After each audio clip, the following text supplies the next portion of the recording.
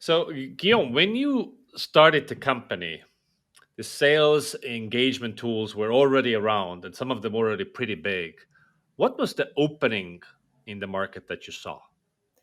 To be honest, I had my agency back in the days. So I was using a lot of these tools, and most tools, their value proposition was put your sales team on autopilot. But the truth is, because I was doing sales prospecting for so many clients, I knew that the key was not to put things on autopilot, but was personalization.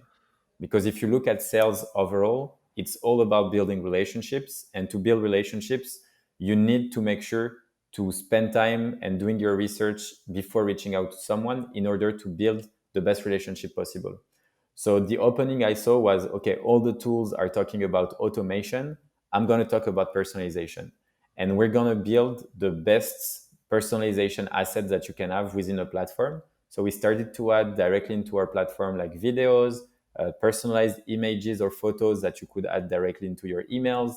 And then afterwards, create the entire UX, so the user interface, around the personalization.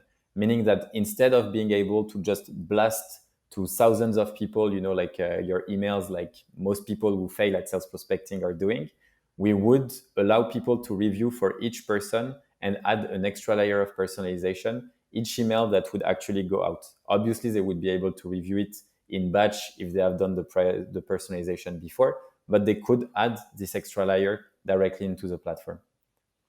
So it was kind of a classic then, a product based differentiation. Uh, so you started that, you saw some success, your competitors are not sleeping. Did they, you know, copy you? How did they respond to your, arrival?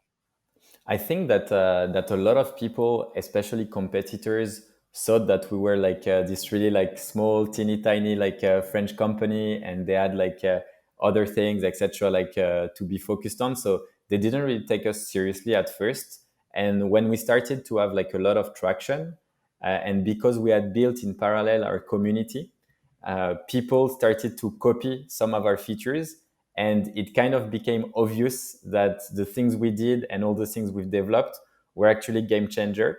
So it was quite funny because we actually, by doing this, we attracted a lot of our competitors clients just because they started to see like that they wanted to copy us, and then they were like, okay, if they are copying these guys, it must be good. And it attracted many customers. Uh, when I looked at your growth chart, so you started 3.5 years ago. First early years were, pretty typical, 250K first year one, and then, but then you like year three, it was like this big jump. So what happened there? Did you do anything, differently, or was it just finally what you had been building towards started to pay off? To be honest, like the data that you're looking at on Nice and Latka is always a bit approximate. So it's for us, it has always been a two-digit month-over-month growth rate. And I feel like when you start, if you're at a 1K MRR and you grow at 20%, you're gonna add $200. But if you're growing at 20% when you're at like 100K, you're adding 20K in MRR. And for us, it's really about all this compound effect that over time really like help us to keep having this exponential growth. And so it's a lot of things that you do, especially like the marketing in the early days, all the things that you are creating, whether it's content, whether it's a brand, whether it's a community, it really pays off down the line. And I always feel that there is this kind of lag in business. So all the actions that you are doing now usually have an impact much later. When you, I saw in one of the articles you mentioned that you instantly doubled down on going into a lot of channels. No, so you didn't pick one channel, but you started to, a community play, and then of course a cold outreach, and then and something you call a growth circle of love. Can you tell me more about that? Yeah, so essentially I feel like that in every channel you can learn something that will help you and that will nurture another channel. So to give you something very specific, the first step is to eat your own dog food. So we had a tool for sales prospecting This was kind of my forte, so I focused on it.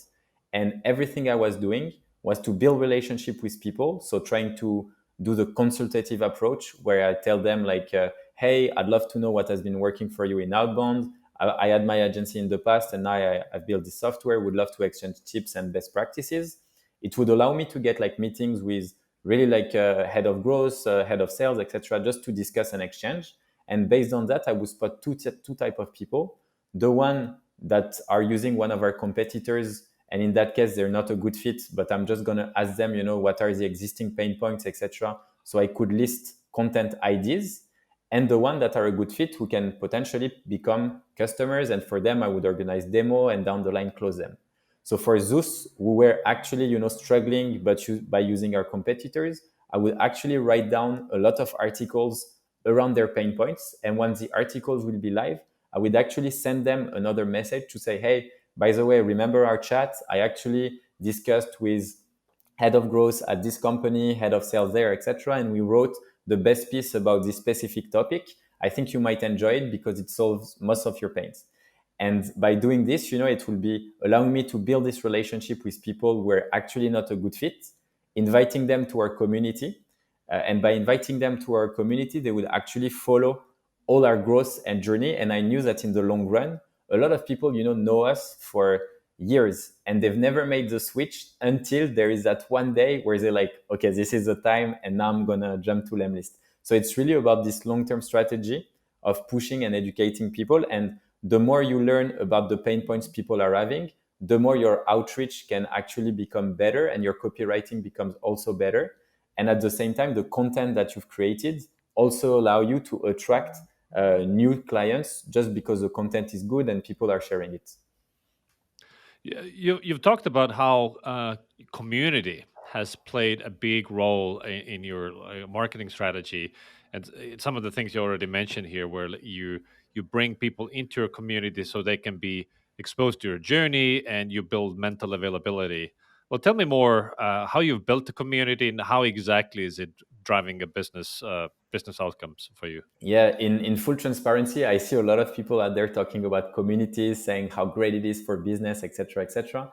At first, for me, the community was simply because we started the company with $1,000 with my two co-founders, and they were handling tech, so I was handling support. And at some point, I was receiving too many tickets, and I was like, okay, I'm just going to put everyone into a Facebook group, and this is the place where I will answer most questions, just so I don't have to repeat the same thing, on the chat over and over again. And after that, I realized that people were asking more questions. Sometimes, it gave me like content ideas. So I was using the community to actually share the content, share the journey. And step by step, I started to say, okay, if you look at what people were doing back in the day, so like when we started, no one would ever share their cold email templates and the results they had. Because for every sales rep, it was kind of the secret sauce. And in any company, whether it's our competitors like SalesLoft or Outreach, it would never be the case to share like this type of things. So what I decided to do is do the opposite. So every week I would share the cold email campaigns that I would write. I would share the results that we would get. So how many meetings I booked, what was my open rate, reply rate, etc. And teaching people how they could replicate this with their own sales prospecting campaign. And by doing this for 6 months in a row, where I was posting every single day, answering all questions, etc., I started to see people helping each other and answering before I actually had the time to answer. And from that point on, I knew that the community was starting to get, like this real fuel of people helping each other, and they were doing it the same way that I did it. So for us, very quickly, it became a competitive advantage because when you have a community, you actually start building a brand, and people, you become like likable. So people really want to help you succeed. And the biggest thing is to, okay, ask yourself, how can you really have them with you on the journey? So for me, the communication was the most important part, where I said, okay, all the feedback you give us is to make the product the best product ever created. And we care about what you say. And by doing all these simple things and by sharing our milestone, like the revenue publicly and all these type of things, people were able to see like, yeah, I mean, I'm helping the Lemlist family. I'm helping them grow. We're all growing together. We're all becoming together like better. which is really like this kind of vibe that we wanted to create, and that along the way helped us build this really competitive advantage, which down the line we actually turned into a product competitive advantage, because from that community we were getting a lot of features ID. And whenever you are sending cold email or self prospecting emails, what matters the most is whether or not your emails end up in the inbox. So it's called the deliverability essentially. And whenever you buy a new domain, your domain can't send a lot of messages at the same time, etc., because otherwise it ends up in spam. So the idea of what you need to do is warm up your domain, meaning you need to send messages to other people and they need to reply to you so it looks like a normal inbox. And what we did is because I was seeing people in the community saying, "Hey guys, let's put our name in a spreadsheet so we can email each other, etc., and warm each other account and boost our deliverability." And then I was like, "Well, I could do that automatically." So we decided to build it internally, and then because of the variety of users, because we have basically users in more than 85 countries, we were able to really build this strong sending algorithm where everyone is sending messages to each other, and when a message ends up in spam, we put it back in the inbox, put it as important, so it boosts the entire deliverability. And this is unique because the more we do these things, the more data we have. So we have companies, for example, like Zendesk, SAP, etc., which are more like enterprise, and their domain has been around for, let's say, tens of years. And then we have the very small business who just started. So the idea is by having this wide range of domains variety and type of customers, we're really able to boost everyone's deliverability and make a big jump, for everyone with their inbox rate and deliverability, which is quite unique. So we used that community as a differentiator directly in the product. Yeah, so there's a lot of talk about product-led content where you write blog articles where you use your product as an example how you solve a problem. So in your case, it's like product-led community, where in the community you're showing people how you get a job done using your product, and then you educate people, help them achieve their goals. So it's pretty smart play there. Absolutely, yeah. It was really like something we wanted to achieve, and make sure that people really understand how to better leverage a product and also see the results that we were actually doing. Because a lot of people show you like tutorials on how to use your web, like how to use a tool, etc. But in the end, if you don't have the results, it's almost impossible for people to actually think about a better future, think about like what they could get. So going back to the fact that you guys were a bootstrap company starting in space that was already pretty crowded, and then and seeing consistent month over month growth, in addition to you guys doing outbound sales for yourself, getting that community going, what else contributed to that rapid growth? I feel like for me, it's also the part that we're really good at distributing content across many channels. So something I've realized is whenever you have like you want to build a presence overall, you need to also be present on social media. And back in the days on LinkedIn in 2018, there were mainly content from LinkedIn pages. So the content was really poor. It was usually like, I don't know, banks or whatever saying like, "Hey, look at this article that no one's ever going to read." And I was like, okay. So I started posting content directly like from my profile, and the reach was huge because LinkedIn at that time wanted content creators to be on the platform. So they were really boosting their content and it was easy to get a lot of views. So my idea at that time was like, okay, how can I position myself as a thought leader and build native content directly on LinkedIn so people see me as an expert on cold email, on sales, etc. So I started to post a series of posts called the cold email tips, where I would give tips each day about cold emailing. So for example, tip number one, how to write a good subject line. And then I would say a few things like make it casual. Here are a few examples that you can use. Make it very specific so it can be much longer because of X, Y, Z. And I would give like a very detailed post. And by doing this, people would keep engaging with my content, keep following me. And with this social presence that would get like step by step, like stronger and stronger, I would also link it to a multi-channel outreach. So what I've realized is that, whenever you're reaching out to someone and that person doesn't know you, The reply rate depends really on the personalization, on the relevance, etc. But what you can do to really increase and boost that is to add the person first on LinkedIn, write content on a daily basis, or let's say 3 to 5 times per week. After that, reach out to that person via email, but maybe after 3 weeks, so you are sure that they've been exposed to your content. And by doing this, you will see that your reply rate is actually being tripled from time to time. And for me, it was huge because it's like, actually, it's not a cold email or cold outreach anymore. It's something a bit warm because they have seen your content and they see you as a thought leader. So they are much more inclined and interested in reaching out to you. So it's because it's the same, like whenever you're on LinkedIn and you see someone posts and you see like the engagement that there is around the post, you feel like that person is important. So if you have that person after that coming directly into your inbox, you're like, holy crap, like I want to have a chat with that person. And for me, it was like a really, really huge booster. And then we started to hire people, and I was like, okay, it works because I'm the CEO, but now let's see how we could replicate this. And we really like scaled that process with my head of growth. So I really trained him to talk more to a different type of target. So at first I was focusing on salespeople. My head of growth would focus, for example, on the marketeers and head of growth as well. And then we hired the head of sales. And then at that point, I was like, okay, Nadia, you're going to be in charge of the sales part.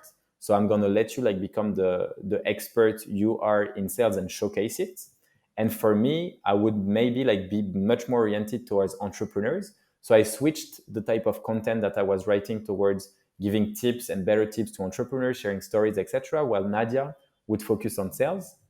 And then step by step, as the team grew, we kind of linked and we do what we call the LinkedIn buddies, which is one person in marketing and one person in sales work together so they can create like the best post. And everyone in our team is posting, or at least like most people in our team are posting on at least 3 to 5 times per week, which creates overall a really, really strong brand, a really great way to share a message, share a way, of being different also in the message you want to bring to your audience, and overall it resonates with the brand. And I know that a lot of people out there, are kind of like afraid of having their employees with a really strong personal brand. But the truth is, the more you help people shine, the more grateful they are. And if they leave, it's also part of the life, like you can't keep people forever. And for me, it's really like when people leave, usually it's because you didn't do a good enough job to keep them, but it's not because they built like their personal brand. Totally. So, what do you say to the idea that, okay, so you have Nadia or whoever that you guys, you help her build a personal brand. You become the expert, for this group of target customers, and she creates content and has a followers, all these followers, and then she leaves, and now you don't have a resident expert, a resident in-house brand for that segment, that kind of leaves the hole. So, So how do the you deal with idea that? the idea is to always like double or triple or quadruple the expert that you have. So for example, in our sales team right now, we have at least like 4 people working as experts on the sales topic. For marketing, it's the same. Everyone has their own way of communicating, has their own touch, I would say, whenever they're writing.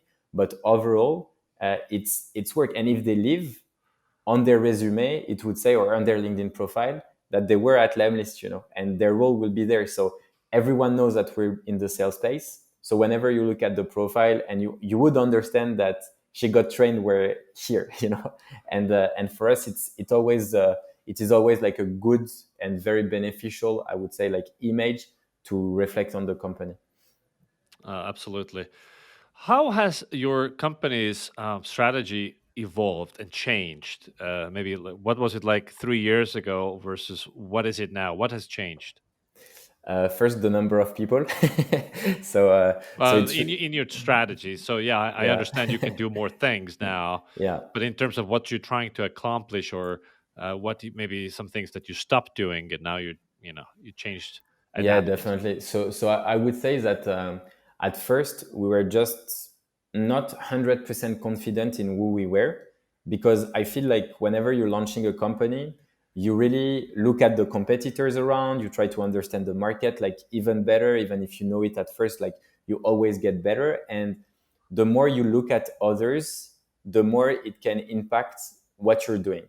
So at first I felt like we were looking at, the content from HubSpot, we were looking at, all the top performers, and we're like, okay, like trying to kind of reverse engineer of why it works.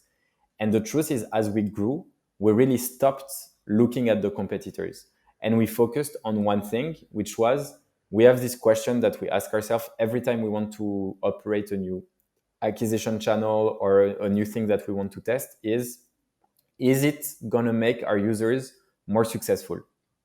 If the answer is maybe or no, we don't do it and it's not a priority. If the answer is yes, we can go full focus on it.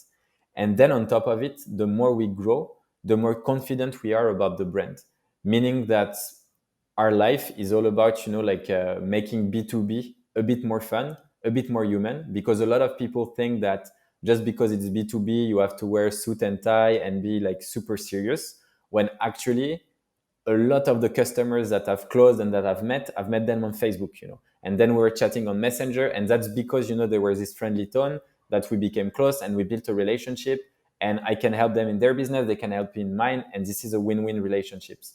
And to me, what I love is being serious, but not taking yourself seriously. And the truth is, like, we're doing as much things that are for a lot of people really crazy when it comes to videos, when it comes to the branding, when it comes to all the things we do. And it's things that have never been done in the past.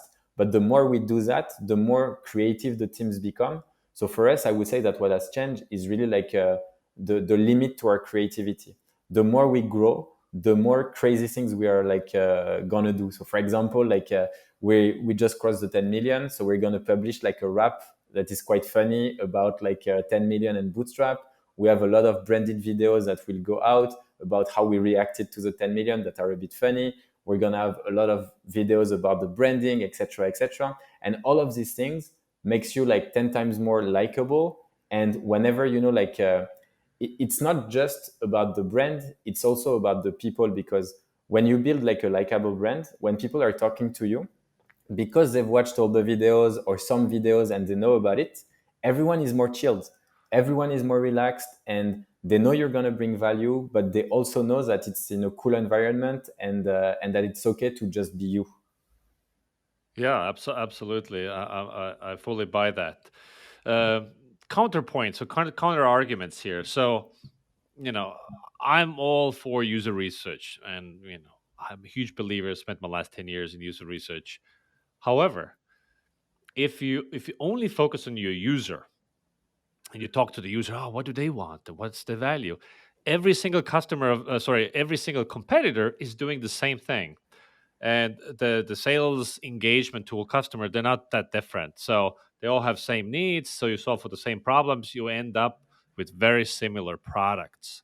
And so if you don't look at what your competitors are doing, you might be building yourself into sameness. Now I Yeah. understand you have your community plays and other, maybe you do more crazy rap videos than your bigger competitors that are more conservative. But how do you think about like being differentiated on a product level, and hence if outreach goes that way, you are intentionally not going to go there. You're going to go the opposite direction, so to carve out a different space. I think, to be honest, it's super important. I 100% agree with you. I don't think that you should listen to your users all the time. I think it's important to talk to your users, but I think it's important to know what you want to do. And for me, what is something we really worked on along the years was defining who exactly is our ideal customers. Because the truth is, like, whenever you're building a brand and your company is growing, you attract everyone. So, for example, we have clients and customers that are, I would say, enterprise level. And this enterprise level, they are here and they are using the product, but under our condition. So you see, like, for example, Outreach, SalesLoft, etc. As they grew, they wanted to go up market. So their strategy was to go enterprise, and they build their software around this specific use case. For us, our goal is really to be focused on SMBs, startup, and scale up. And we don't want really like enterprise. So the truth is, like, if enterprise come, and it happened a lot, like sometimes we have this huge opportunity of closing deals that are maybe like 100 times bigger than with our like normal customers. But for us, if they are not parts of our ideal customer profile, we just don't do any effort, in a sense that we're happy to serve them, but we will serve them exactly as the same as if they were small customers, not enterprise level. So we're not going to build um, like all these different type of access, all these different type of custom development that enterprise need. For us, it's like we know we have like the best product for a specific use case. Here it is, and we're going to continue to work on that to make it even better over time. But I feel like this is something that was very difficult, at first with my co-founders on the tech side, because for me, it's like, okay, I closed this huge deal with this enterprise, and you're telling me that actually we're not going to do it because of XYZ. And the truth is, in the end, they were right. It's like we need to know our target and we need to be super focused on that. And yeah, of course, like you can check out competitors, etc. But you need to understand that in the long term, you need to know where you want your product to go, and you need to live by, I would say, some rules that you set to yourself. Yeah, absolutely. I mean, where to play, how to win. And talking about how to win, so you've zoned in on like where you play, what kind of customers you're getting. You have your channels dialed down. So what's the plan going forward? How do you think you're gonna win and gain more market share in this SMB segment? I mean, there are lots of players also going for the same exact customer.